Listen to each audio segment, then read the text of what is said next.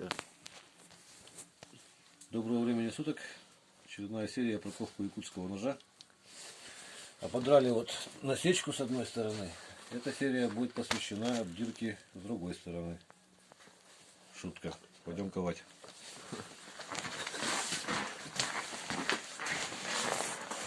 Вот. Тут мы уже горн разожгли.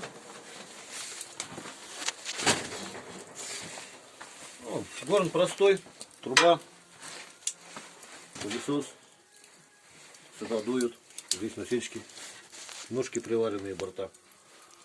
2 часа делов такой горн соорудить в любом дворе.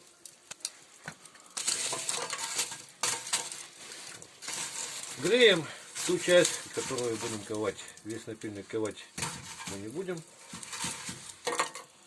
сразу. Да?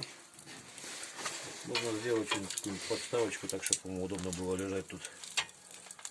Немножко. Вот кнопочку включаем, начинает пылесос.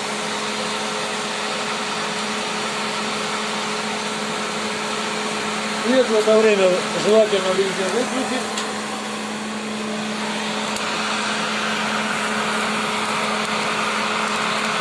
Потому как по цвету будем определять температуру металла. В общем, пока, чтобы не утомлять, пока нагреется, это долгий процесс.